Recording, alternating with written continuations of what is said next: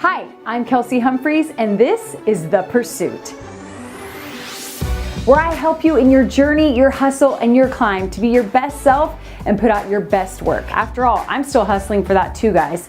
So I sit down and interview today's most successful celebrities, executives, and entrepreneurs, and I break down success for the rest of us.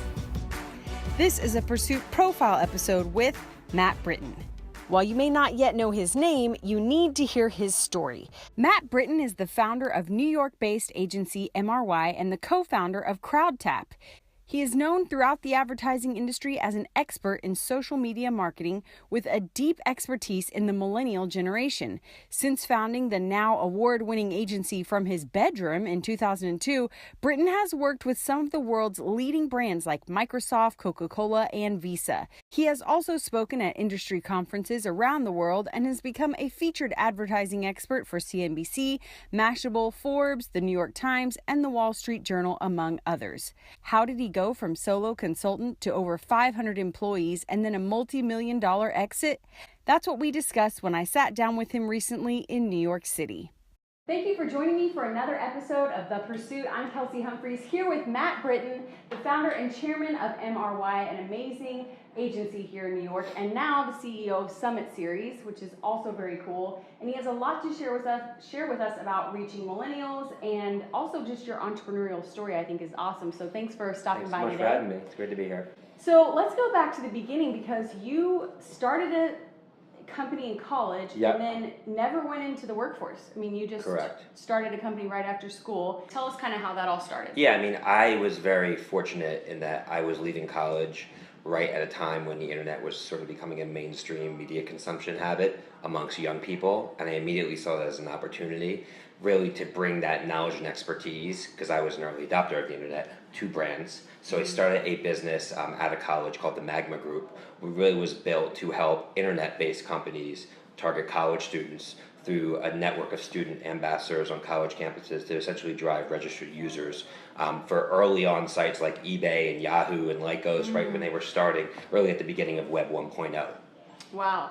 And so then you moved to New York and you got some really big clients like Redbull pretty much right off the bat as a solo operation. How did you do that? Well, actually, something happened before that I think was a good lesson learned, is that my first company, Magma Group, really kind of went under. What happened was all of our clients were internet-based companies, and then when the internet bubble burst in 2000, we were left holding a ton of accounts receivables that were never paid, and we couldn't make payroll, and we really were in a bad situation. So we had a company in New York called Ustream Media bail out me and my business partner, and I was 21 years old at the time. I didn't really know what I was doing, but they actually covered all of our payables, stopped us from having to go bankrupt, and really allowed us to kind of stay afloat. Got me to New York. I learned a lot from the company that acquired my initial company out of college, mostly how to work with brick and mortar traditional companies like Procter & Gamble and Coca-Cola, how those companies work, how they evaluated agencies, etc. And then after I felt like I had my legs under me, I left Ustream Media to start Mr. Youth in 2002. So wait, what do you think is a good sign you have your legs under you for someone watching who's like considering going out on their own? Well, I mean, first of all, you have to be on a solid financial footing. You have to, have enough savings where when the business starts, you're not having any income. You can make rent. You can feed yourself. That's really important, because if you're playing scared at the beginning, you're going to be making a lot of short-term decisions, and make short-term decisions is going to come back to haunt you later on. And secondly, you have to have a level of expertise and confidence in your craft that you can play at the highest level. And I had the energy and ambition and passion from my first startup, but then having those institutional learnings from Ustream really gave me the tools I needed to begin Mr. Youth in 2002. How many years were you at Ustream? 2. Yeah, so not that long. Not even a year and a half. Just absorbed as much as you could and then went out. Okay, so then at that point you're on your own, just you by yourself. How did you get Redbull to, sign on the dotted line? Redbull and I remember Valvoline and Intel were my first 3 clients. I can't specifically remember what order they were in, and really it was about relationships. Ultimately, when you're a startup, especially in the service business, the best way to get a disproportionate amount of business relative to the size of your organization is through relationships and trust. and I had built relationships and trust with clients at those organizations. They knew me, they trusted me, they knew that I would run through a wall for them if I had to, and because of them, they were willing to take a chance on me working out of my bedroom in Manhattan to actually give me the business. And I knew that was the opportunity, and I knew I had to over-deliver, and I did over-deliver for them, and then they became references for me. I made sure I publicized that in the industry trades. I was working with these companies, and all of a sudden, we became a legitimate organization. But if it weren't for those relationships and trust that I had built in my prior ventures, I don't think that would have been possible. So let's talk about it. You get these giant clients. Did you immediately hire help? Were you? Yeah. Tell us. Well, that's where relationships come in as well. I hired freelance, account managers, project managers, creative people that I had, been in touch with in the past to help me. Some of them were working at other companies full time, and they were just moonlighting for me. But they helped me kind of put a patchwork organization together. I specifically remember answering the phone with the voice of someone else. Thank you for calling Mr. Youth. Oh, it's Matt Britton. Please hold. And then I did that. Oh, I mean, my bedroom was my was my office. It was everything. So but I couldn't let my clients know that was the case. I had to, kind of fake it till you make it mentality. Yeah. My website, you wouldn't know if you looked at my website in a company that was doing $15 million a year that there was any difference. So when you're in the early stages, make sure that you kind of portray stability and portray a certain level of sophistication and prestige so clients can buy into it. But ultimately, you have to deliver. Otherwise, you're going to get exposed, and then you're going to blow your opportunity. Tell us what the average day was like for you in those first few years. Some days I woke up and I actually really didn't know what I should be doing.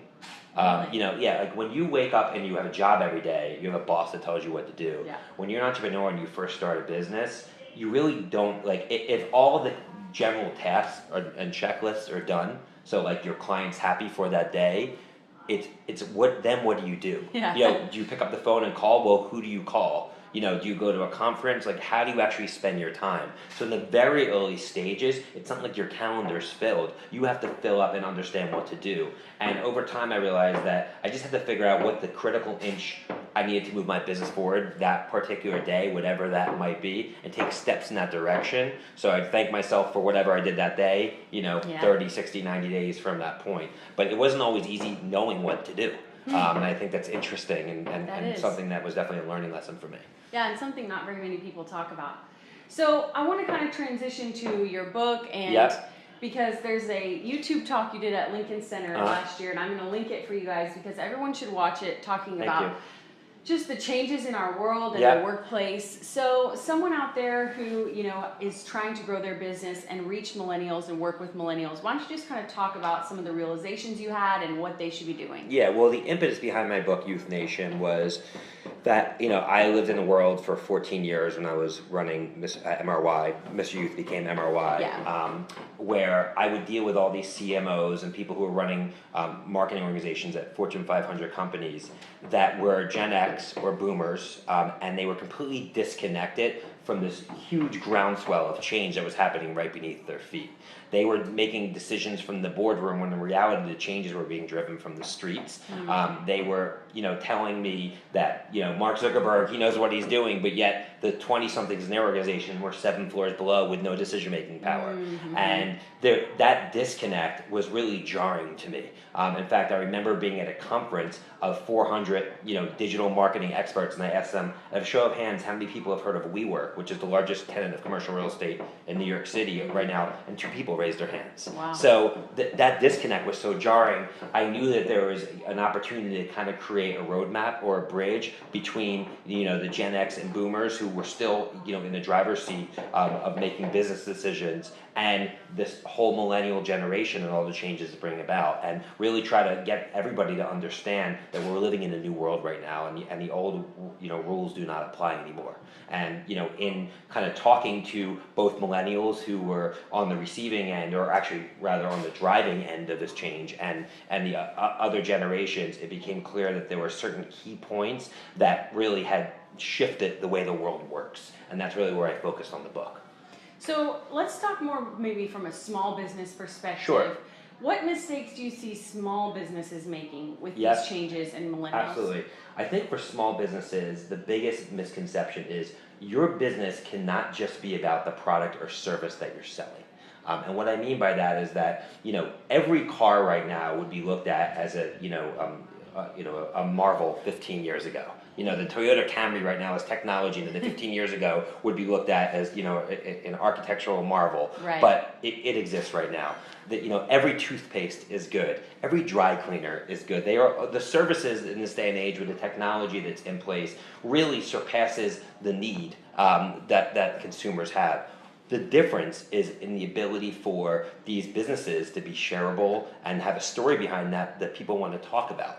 And too many businesses just stop at having a good service or product and think that that's enough, but it's really not. Everybody is finding out about products and services via word of mouth right now. They're hearing about things from other people. But word of mouth doesn't happen on its own. You have to go above and beyond in ways to give your customers the tools they need to become advocates. So that could be anything from, if you're a dry cleaner, when you return clothes, give somebody a gift that they don't actually really know about and they'll actually find. It's the smallest, tiniest things, the smallest, tiny investments that businesses do that make people say, wow, that's a great business. I need to tell everybody else about that. Mm-hmm. And that could be the difference between a thriving enterprise and a business that just kind of hums along over time. Right. I also liked in your talking about experiences. Tell us what I think Diffty. Trying to think through the letters. Yeah. Explain that. So Diffty stands for Did It for the Instagram. And that is a premise that, I learned through my research for the book, that this millennial generation is pursuing experiences not only for the ability to actually enjoy those experiences, but even more so in some cases to actually tell everybody else that they did it. Mm-hmm. So people will jump off cliffs, hike to the top of mountains, travel to far remote places, sneak down courtside at an NBA game to get a selfie with a player or at a concert or with a DJ, so everyone else knows that they were there. And that need to share and validate oneself and one's personal brand through experiences is really, really strong. I gave an example of the book of a mountain that people climbed that now there's complaints from local residences and there's pollution and there's lack of parking. All of a sudden in the last 3 years it just happened. Why? Because now people have the ability to share it. Before that, before Instagram was big, nobody really cared about hiking the mountain. Right. So it's really changing the way tools like Instagram, the way that people are spending their time and their money in unprecedented ways. So what does that mean for a business? It means that your own business, need to find ways that's going to become shareable. Friends of mine have a restaurant downtown in the Lower East Side, not too far from here, called Vandal, and it's all about sort of street art. And when you walk in, there's this incredible statue of a dancing pink elephant, or actually rabbit, dancing pink rabbit. And everybody that comes into that restaurant takes a picture in front of that sculpture, and they're sharing it because it's a cool place to take a picture. So for the consumer, they have a cool sort of shareable moment. But for Vandal, the restaurant, now they are carrying their brand across everybody who visits social network. So it's the best form of advertising and the best form of word of mouth. So what is that sort of one cultural or shareable moment that you can have as part of your experience that people are going to want to share with others, and that your brand and your business will go along for the ride? So that's how businesses can take advantage of Diffty. Let's talk specifically, because you're obviously sharing some marketing and advertising wisdom. I worked in an advertising agency before switching to the other side of the camera, as I like to call it. What are mistakes that you see agencies making, marketing and advertising agencies, or marketing and advertising consultants, since there's more and more freelancers out there? Yeah. I'd say a couple things. I think, number one, the world has changed so dramatically even over the last 2 to 3 years. Right now, the fact is that if you cannot penetrate a consumer's mobile device, you're going to be largely irrelevant and largely invisible. Yet so many agencies are still coming to clients with mock-ups and wireframes on desktop computers. Mm-hmm. And that world is now gone. Everything should be centered on the mobile device. That's one. Two, everything needs to be data-driven and personalized. We have the ability now through platforms like Facebook and Instagram to deliver consumers who live within 50 miles of a Target and just bought a car in the last 3 years, a message. Right. And there could be a small subset of consumers for some brands 10,000 consumers out there that can move the needle. So instead of trying to kill an ant with an elephant gun, how can you be very surgical with finding out who those consumers are and giving the right message at the right time? So it's really about being very data driven.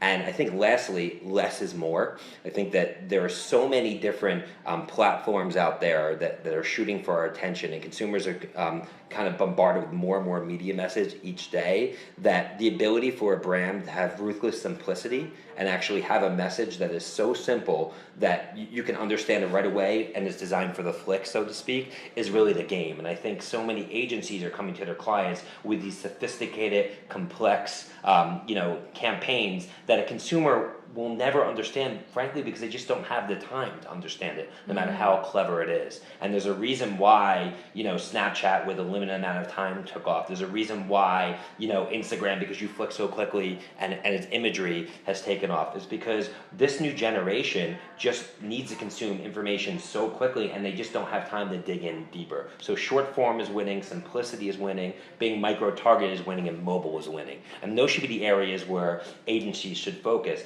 And the reality is that we are still living in a TV industrial complex. So all of these big brands are still putting a significant amount of dollars towards ABC, NBC, CBS, Fox during the upfronts every year. But we are so close to that model breaking, where once the computer and the TV merge, and once the TV becomes a giant iPad hanging on your wall, I'm not going to tune into ABC or NBC to see a show. I'm going to push the Empire app or the Scandal app. I'm going to see the show directly. And then what role do television networks have, and where do brands put their money? So as long as agencies focus on the areas I spoke of, I think that they'll be set up for the future, where a lot of agencies are still looking in the rearview mirror, and they're operating in a 1995 or 2005 world, and those are the agencies that are certainly destined for hard times ahead. Let's go back to your entrepreneurial journey. Yep. Because a lot of people will start as a consultant or start a marketing firm, and they get to 20, 30 employees, and that's a success. You had almost 500 employees, Yes. Is that right? So how did you do that? What is your advice? You need to find incredible people to scale a business. You need to find amazing people with heart and commitment. But more importantly than that, after you find those people, you need to trust and empower them and get out of their way. I think that the companies that are the ones that are unable to scale, no matter how smart the founders or the CEOs are, is because they hug their businesses so tight that they suffocate and paralyze them. Now, the risk of that, of empowerment, is you're going to have a lot of mistakes. You're putting your people out there to sink or swim, but it really is the only way. I hired a guy who was a brilliant product manager and came up with an idea for an entirely new software company, and I stayed out of his way, and it was so successful we actually spun it out, and now it's called CrowdTap. It's a venture funded business, and it's actually probably going to have a bigger exit than the agency did. And all the shareholders of the agency are going to be able to take part in that. And that never would have been the case if I would have micromanaged him, because that really wasn't his job when I brought him on the business. So when you find people that you know are great, again, empower them, give them the tools they need to succeed, and get out of their way. And what they will do is they're not going to come into work every day and wait for me to tell them what to do. They're going to come into work every day and do what they think is best for the business. And then your business grows in ways that you never imagined, because it's not all being driven by one person. Yeah. And I think that's, to me, the best. Now, how do you recruit those people? How do you find them? It's hard. And the way I did it is I made myself a personality in the industry. I put myself out there. I met as many people as possible. And most importantly, I always treated my existing employees with respect. And I always made sure I invested in culture. So that created great word of mouth in the industry. And over time, the best people ended up coming to me versus me having to come and get them. But then you talk about in your talk how many more people are just, especially millennials and the younger workforce, are just going off on their own. Yeah. How do you retain those people? Well, right now, when I built my business really from the year 2002 to 2012. So that was during, a different decade. During the, I guess it's called the tens or the zeros. Now we're in the tens, right? Right. The tens is a different, it's a whole different world right now. And what you're referring to is really this freelancer or free agent movement that's taking part, where there's tools like Upwork, where freelancers can go online and have over 2 million customers trying to leverage them for their own independent contractor or freelancer services. It is increasingly challenging for businesses to compete with that. Even me in recent years trying to hire creative directors, I would offer them salaries of $200,000-$300,000, but they were making $500,000-$600,000 as freelancers. The way to retain those people is to embrace the fact that they have side hustles, that they have other things going on. Don't make them feel uncomfortable if you happen to walk by the desk, they have to switch tabs from their Gmail to their work email. Understand that that person is probably not going to be with your organization forever, and embrace that, and leverage them in ways that they can add value to your organization, but also know that they probably have other passions and pursuits that one day might bring them somewhere else, because you really do not have a choice. And at the same time, take advantage of this free agency or freelancer movement, because in running an organization, you can lower your fixed cost. And you can take advantage of, seasonality of a business where you can ramp up and ramp down easily. You have less cost when it comes to payroll taxes and healthcare and things like that. So if you know how to use freelancers as a powerful tool as a CEO, you actually can kind of counteract any negativity that comes from the fact that you won't have long-term employees by being very surgical and using freelancer talent. But that movement is definitely here to stay. And I mentioned WeWork earlier in the interview. There's a reason that the WeWorks of the world are exploding. Yeah. It's because there's so much opportunity right now in the freelancer world. So you're obviously a millennial expert and you know the young people. What mistakes do you see young entrepreneurs making most often? They chase the money early. I think that's ultimately, and when I say they chase the money early, I guess the best way to put it is they lack patience. And that's a mistake I made. It's, when you're at a conference, and say you're in the marketing and advertising world, don't just look at the person with the Microsoft or Procter & Gamble badge and only give them your time, because the reality is you never know where people are going to end up, and the more seeds you plant, it's better to talk to 20 people with badges of people who you never heard of than the 2 people that at the big brands, because those 2 people with the big brands probably have a million agencies and a million things going on. But if you invest in relationships today of people in the industry that you believe in, ultimately that's going to come back to help you. And I think too many entrepreneurs and young business people are thinking, how can I make money tomorrow? So I'm going to make decisions that are going to make me money tomorrow, but because they want that nice car or they want that nice apartment, because they're on Instagram, they're saying all the ballers with the same thing.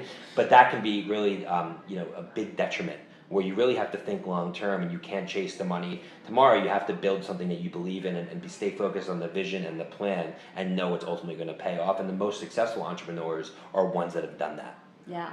What about guidance? Did you have a mentor? I did. I had a mentor, a gentleman who I had met who ended up becoming the first investor in my agency. His name's Jordan Redner. And then what ended up happening, it's funny how things work out, I ended up hiring his son, Matt Redner, who was incredibly successful for me, and then he started his own agency, which is incredibly successful. So it's funny how things kind of pay forward. But yes, I mean, you need mentors, you need people in your life that you can bounce things off of, during tough times, and people who have been there before. And I would definitely advise any entrepreneur to find mentors out there that, I get a lot of value from being a mentor to other people right now. Mm-hmm.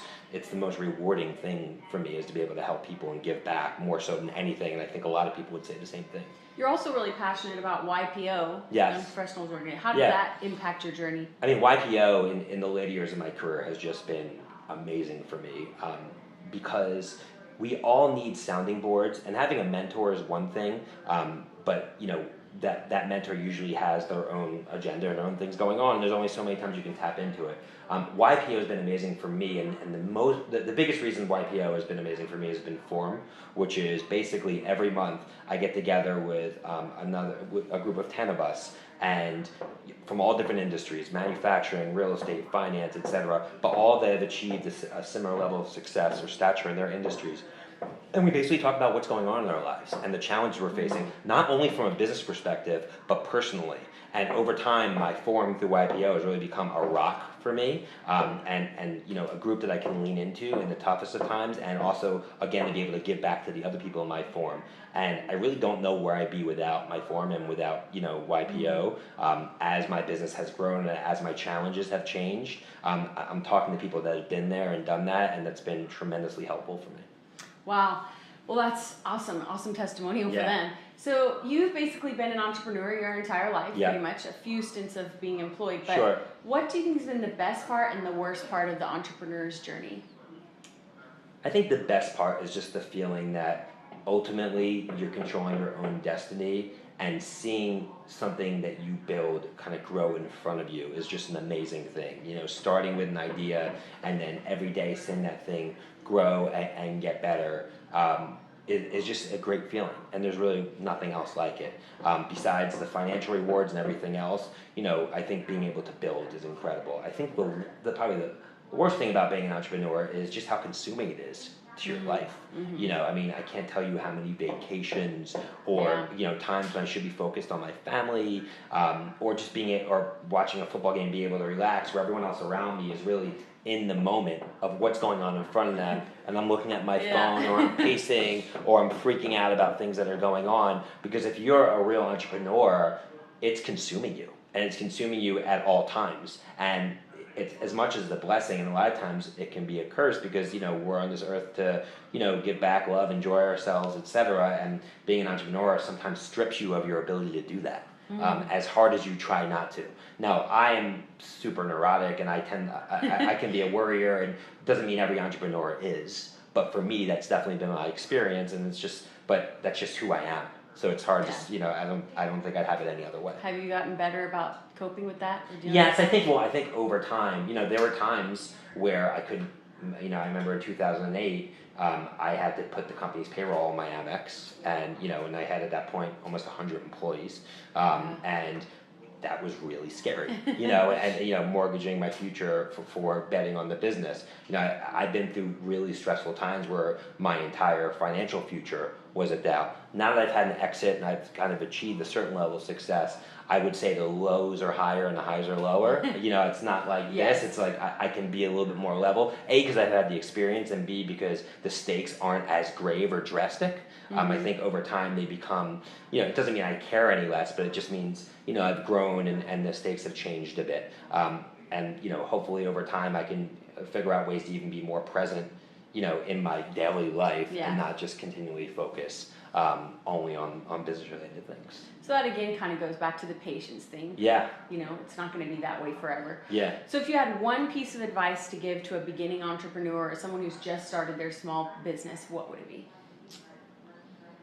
I would say, you know what, I would write a press release of what you want your business to, if you had a dream press release for your business in 10 years from now, you know, that you pushed out, that you want an Entrepreneur magazine or New York Times, Wall Street Journal to write about, what would that press release be? Wow. And then every day, whatever you're doing at that moment, and then hang that up on your wall, laminated so it's there. And every day when you're doing things, ask yourself, is what I'm doing at this moment contributing to me being there?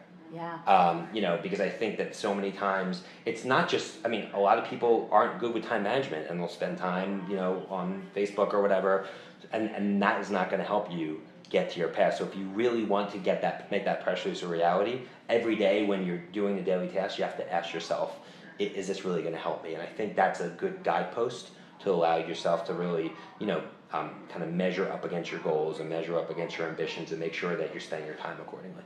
Wow, that is a great, unique answer. I love that. Man, there is so much we can learn from that interview, but here are my keys to success from my interview with Matt Britton.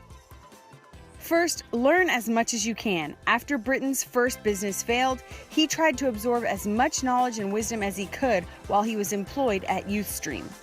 He also thinks that there's a lot of value in finding a mentor and joining a mentorship organization. But number 2, after you learn your lessons, don't play it too safe. He says it's important to build up a financial cushion for yourself, but that cushion should allow you to take risks. He says if you play scared at the beginning, you're going to make short-term decisions which will haunt you later on. Number 3, create a clear vision. I loved his practical exercise of writing a press release about your business 10 years from now and putting that press release up where you can see it to make sure that you're staying on track. Next, project that vision. I love that Britton literally changed his voice to answer the phone so it would appear that there was an assistant with him in the room. He says when you're just getting started, it's important that you portray stability and sophistication so that your clients don't get nervous. But None of that matters if you don't do the next point, which is to cultivate trust. He says you can project all you want, but that only works if you can deliver on your promise and then try and over-deliver if you can. He says that's how he got his first few really big clients, is that they knew even though he was a small shop, he would do whatever it took to get the job done for them. Next, you need to find amazing people and be willing to let them go.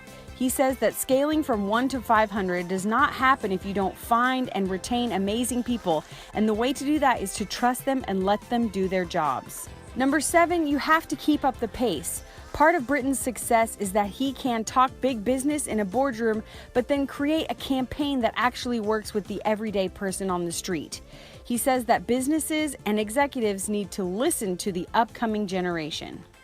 Lastly, be patient. Britton says one of the biggest mistakes he sees young entrepreneurs making is that they go for the big money too early. Instead, he says, be patient, focus on your vision, build something you believe in, and make long-term decisions that will pay off. Yeah. Well, thank you so much again. I'm great Kelsey Humphreys. This has been Matt Britton, and you've been watching The Pursuit. Thank you.